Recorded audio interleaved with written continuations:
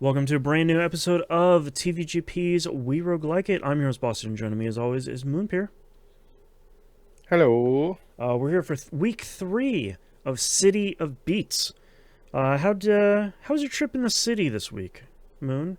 What'd you get up to? I got to the last boss of the second zone. Okay, that poison jerk. I really hate that guy. Uh-huh. Mm-hmm. I It's did kill the mini boss halfway through the map though, so I did okay. get the acid spitter gun, Oh, it's so which I have not used yet. good. I literally just unlocked it like 10 minutes before we started recording. Okay, I there don't you know go. what is with me this week, but apparently I'm doing a lot of things right before we hit go. That's right. The pressure really hitting you. You're feeling it. hmm Mm-hmm. Yeah, I actually unlocked and haven't tried out the very last weapon, which says it's a combination grenade launcher and flamethrower, which I'm I mean, really curious to figure out how that works. Um, my my big thing this week was I tried out challenge mode. Um, I did see you got an achievement in challenge mode. oh God, Moon challenge mode. Hey, did you know this game can get harder? Like I mean, it doesn't surprise me. like a lot harder on challenge mode 1 of 10, by the way. In challenge mode 1, just to start, the enemies do 20% more damage and they have 6% more health. That's including the bosses too, which feels real mean based on the very last boss.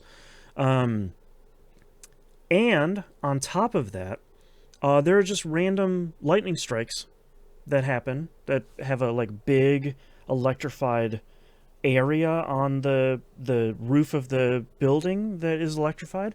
So that's Right. fun. Um, and you can't see where you're going on the kind of FTL map. All of the nodes are just question marks, which the game says like, oh, the scanners of your car are unreliable. No, they just don't exist anymore. You do get, I think it's like 6% more of the green and purple currency, which is pretty good.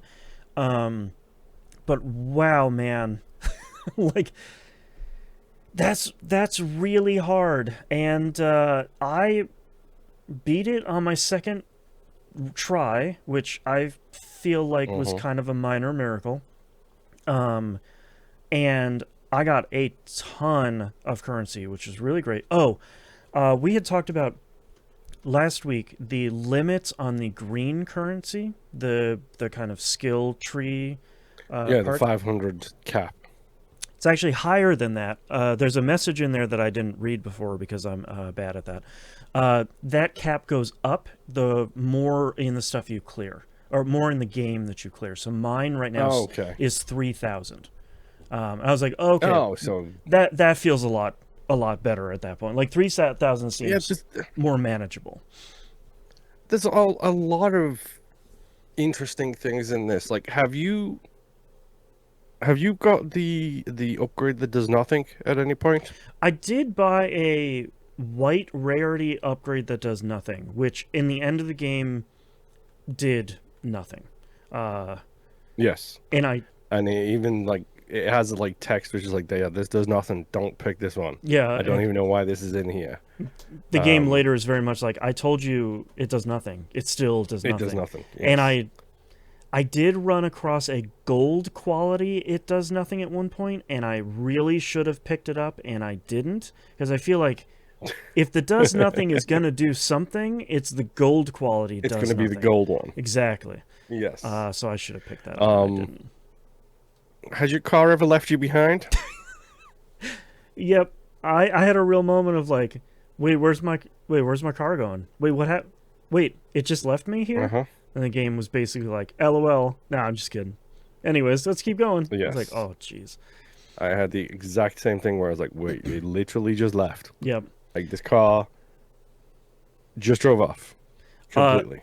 I did get a really, I forgot to mention it. I did get a really good unlock for beating the first challenge mode.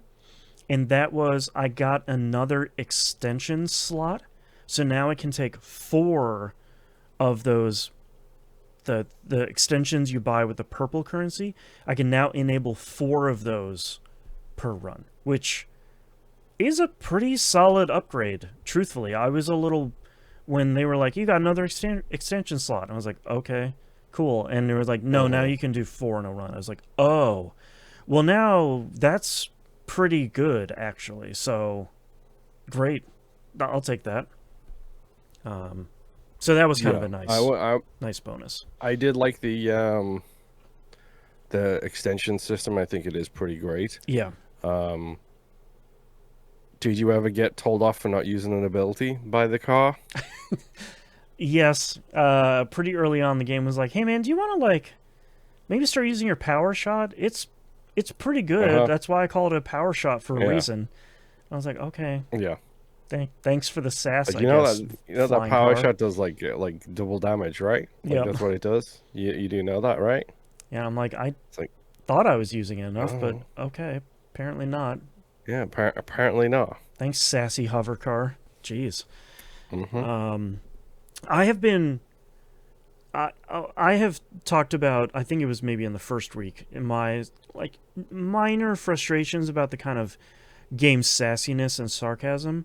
I think it does a really good job of once you hit a certain point, especially after you've cleared the game for the first time, it cuts all of that stuff out completely, which I think is really great because it's basically like, look, man, you completed the game, like you're you know what you're doing at this point. Oh, I did see on Steam, you got one of my favorite achievements in the game though is you somehow managed to die in the hub. In the sanctuary, yes. How'd for anyone that isn't playing, how'd that happen? Have you got it already? It has happened a couple times, yeah. Okay. Yeah. An explosive barrel just shows up in home base and is like, "Hey, bro, you keep killing all my brothers. What's going on? I'll teach you." And then it just kills you. Yep. I like the game is like you died in the hub somehow. Good job. Yes. I was like, yeah, that's Didn't expect that. I think is the name of the achievement or something like that. It's pretty good. And I will say, I think I might have discovered one of my favorite upgrades this past run. Okay. It's called deflection or something like that. Okay. And basically, if there is a barrel on the screen, when you take damage, it deflects that damage to the barrel. Oh.